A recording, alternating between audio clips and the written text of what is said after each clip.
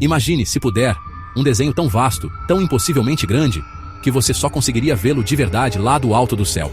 Esculpida na terra árida e castigada pelo sol do sul do Peru, existe uma galeria assim. São as linhas de Nazca, uma aranha, um beija-flor, um macaco, até mesmo uma figura humanoide que alguns chamam de o astronauta. Mas quem foram os artistas? E, mais importante, quem era o público-alvo? Eram mensagens para deuses que eles adoravam no céu? Ou talvez um cartão de visitas para algo, ou alguém, completamente diferente? A escala é, honestamente, desconcertante, e o propósito é um mistério profundo que continua a desafiar nossa compreensão do mundo antigo. Pense nisso. Por séculos, esses desenhos incríveis ficaram escondidos à vista de todos. Os habitantes locais passavam por cima deles, seus caminhos cruzando essas obras de arte monumentais, mas eles permaneciam completamente alheios à grandiosa tapeçaria sob seus pés. Só nas décadas de 30, com o advento das viagens aéreas comerciais, que pilotos sobrevoando a planície desolada olharam para baixo e viram o impossível. Um macaco colossal com uma cauda em espiral. Uma aranha tão detalhada que poderia ser identificada como uma espécie rara e específica.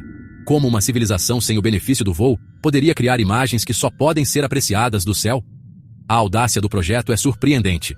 Não estamos falando de um punhado de pequenos desenhos. As linhas de Nazca cobrem uma área de quase 273 km², um vasto museu a céu aberto de geoglifos. Algumas linhas se estendem perfeitamente retas por quilômetros, trapézios, espirais, triângulos dispostas com uma precisão matemática que parece muito além das capacidades de uma sociedade pré-industrial. Para começar a entender as linhas, devemos primeiro olhar para seus criadores, o povo Nazca. Florescendo aproximadamente de 100 a.C. a 800 d.C., muito antes do surgimento do Império Inca, essa foi uma cultura sofisticada, que prosperou em um dos lugares mais secos da Terra. Eles eram mestres ceramistas, criando cerâmica vibrante, que retratava um mundo repleto de seres mitológicos, animais, cenas da vida cotidiana. Eles eram engenheiros brilhantes, desenvolvendo um elaborado sistema de aquedutos subterrâneos, conhecidos como púquios, para canalizar água e sustentar a agricultura na paisagem árida. Não eram um povo simples ou primitivo, eram inovadores e sobreviventes. Mas mesmo com esse conhecimento, os próprios Nazca permanecem envoltos em mistério. Não deixaram nenhuma língua escrita, nenhuma grande cidade de pedra como os maias ou os incas. Sua sociedade estava centrada nos vales dos rios Nazca e Ica, um oásis frágil em um mundo de areia. Sua arte sugere uma profunda conexão com o mundo natural e uma complexa cosmologia religiosa. O método em si era enganosamente simples. O chão do deserto é coberto por uma camada de seixos avermelhados e escuros, revestidos de óxido de ferro. Ao remover essa camada superior escura, os Nazca expunham a areia de cor mais clara por baixo, criando um contraste nítido. O verdadeiro quebra-cabeça reside na execução. Uma das teorias mais duradouras é que as linhas de Nazca eram uma forma de adoração, oferendas enormes aos deuses que habitavam o céu. Imagine um mundo onde as montanhas eram divindades, onde o sol era um ser poderoso, onde a lua era um ser poderoso, e onde a água era o presente mais sagrado de todos. Você transformaria o próprio solo em um texto sagrado, uma oração tão grande que só os deuses poderiam lê-la. As figuras de animais, a aranha, o condor, a baleia, não eram apenas desenhos, eram símbolos poderosos, espíritos da cosmologia Nazca manifestados na Terra. Os Nazca viviam à mercê dos elementos. Muitos pesquisadores argumentaram que as linhas estão intrinsecamente ligadas a rituais para água e fertilidade. Um apelo aos deuses para enviar as chuvas que dão vida e garantir uma colheita abundante. As linhas longas e retas poderiam ter sido vias cerimoniais, rotas processionais. Antropólogos encontraram pequenos altares e marcos nas interseções de algumas dessas linhas. Se as linhas eram para os deuses, por que a precisão geométrica obsessiva? Algumas dessas formas geométricas parecem apontar diretamente para fontes de água. Poderiam ser mais do que apenas orações? Poderiam ser uma espécie de mapa sagrado? E se as linhas de Nazca não fossem apenas direcionadas ao céu, mas projetadas para lê-lo? Este é o cerne da teoria astronômica, uma hipótese que transforma o chão do deserto em um observatório colossal. Ela propôs que a figura gigante da aranha era uma representação da constelação de Órion, alinhada ao cinturão ao longo dos séculos. Elas se tornam um calendário astronômico massivo. Solstícios, equinócios, outros eventos celestes importantes. Um sacerdote poderia observar um corpo celeste aparecer na outra extremidade, marcando um momento significativo. O grande número de linhas, no entanto, apresenta um problema para essa teoria. Elas apontam em inúmeras direções diferentes. É como atirar 1000 flechas em uma parede e depois desenhar um alvo em torno das que acertaram. Algumas linhas são retas por mais de 16 quilômetros, desviando-se por apenas alguns metros. Isso sugere um propósito que exigia exatidão.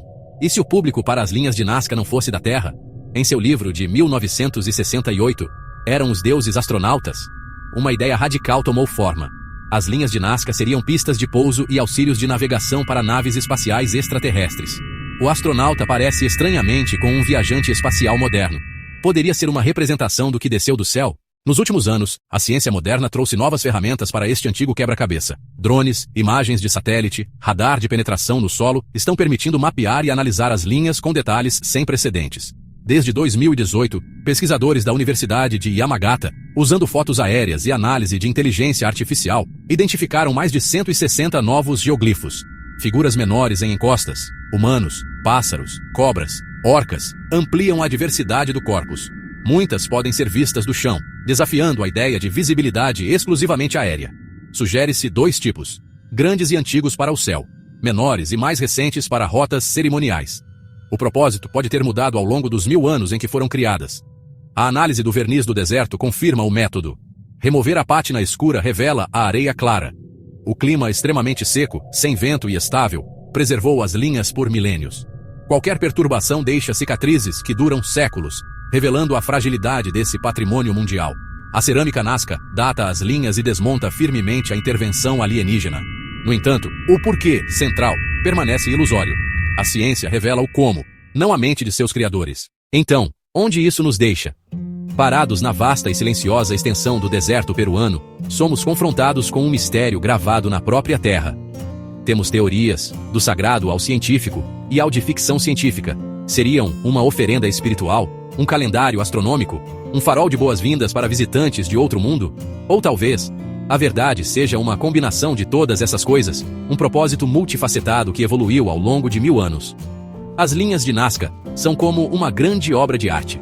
Cada pessoa que as vê encontra um significado diferente. Usando as mais simples ferramentas, eles criaram algo que perduraria por milênios e desafiaria as gerações futuras. No chão, as linhas são valas rasas. De cima, uma galeria deslumbrante de arte e intenção. Elas nos forçam a mudar nosso ponto de vista, a ver o mundo de forma diferente. Às vezes, para entender o quadro geral, devemos nos elevar acima de nosso entorno imediato. O verdadeiro poder das linhas de Nazca não está na resposta, mas na pergunta. Elas despertam nossa curiosidade e acendem nossa imaginação. Elas nos encorajam a questionar os limites do que pensamos ser possível. Enquanto essas linhas permanecerem, lembrarão que existem grandes mistérios esperando para serem explorados. As linhas de Nazca não são apenas um quebra-cabeça do passado.